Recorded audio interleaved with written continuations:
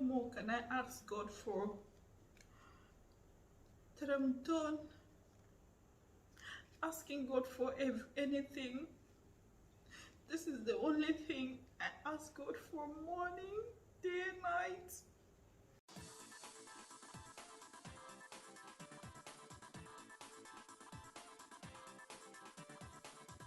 Hey guys, it's Dorcas here again. I'm so glad to have you here today. Today's video is a continuation of my journey to motherhood, which is episode 3, my miscarriage experience.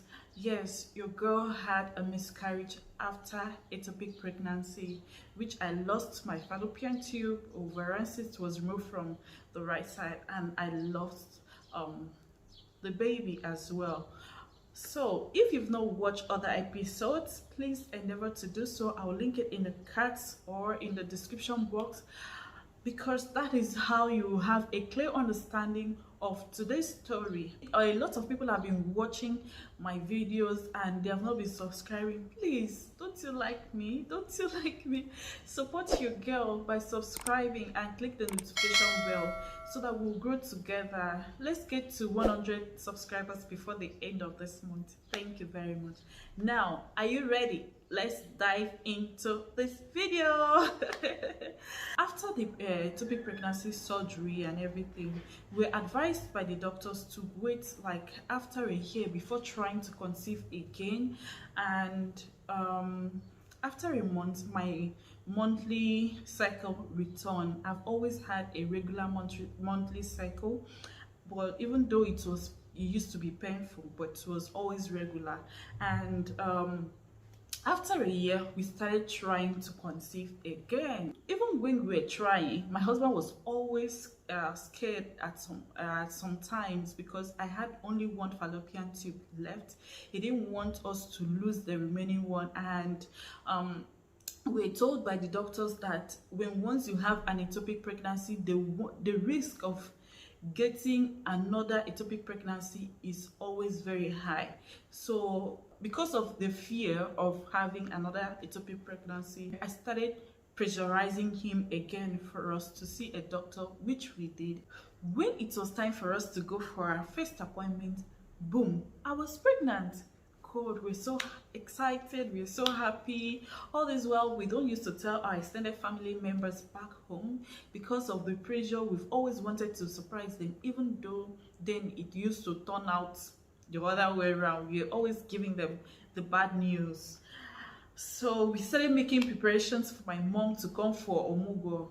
What's omugo in English? Please, I can't remember it now. Please leave it in the comment section. I'll write it here.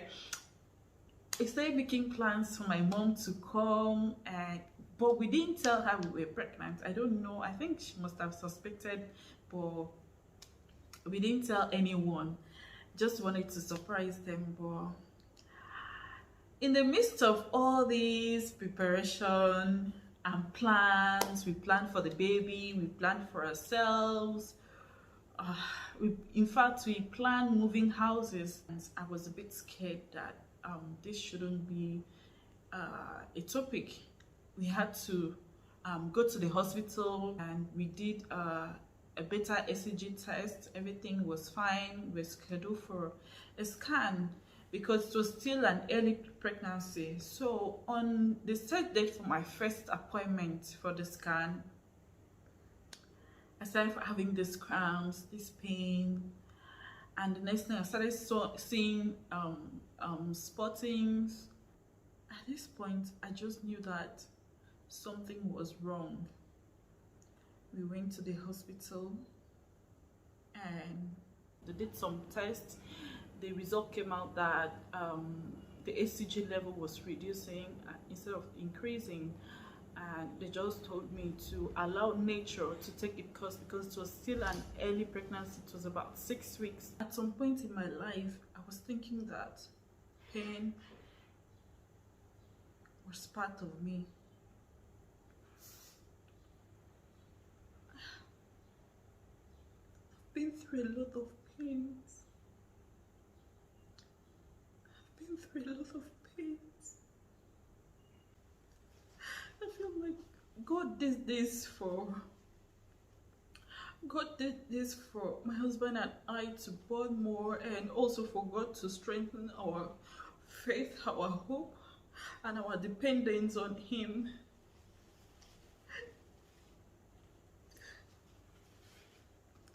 I'm so sorry. I just had to let my emotions play because this is a relief for me. Just when I thought that all was okay, at that point I was like, when we got the news, I remember thinking, what more can I ask God for? That I'm done asking God for anything. This is the only thing I ask God for, morning, day, night.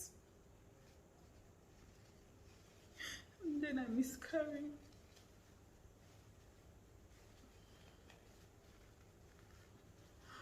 I know this is a while back, but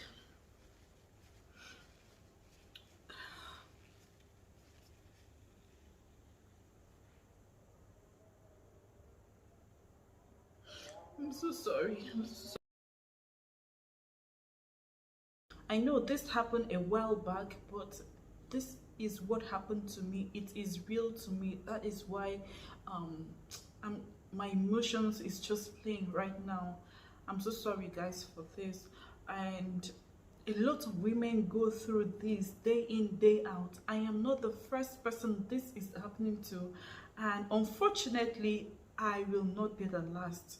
I am not the last, and I wish and I hope that it had to stop with me, because this is not something you wish for other people.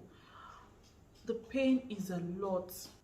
So because of this, I respect women a lot. Women are strong. Women are amazing. If anyone is passing through anything of this sort, don't give up. Keep on trusting God. Hold on to Him. It will never fail. It always comes through for His children. You know what I said? There is always light at the end of the tunnel. With all these experiences, I learned a lot, and one of the things I learned was you can never know what each and every one of us is experiencing, what each person is passing through.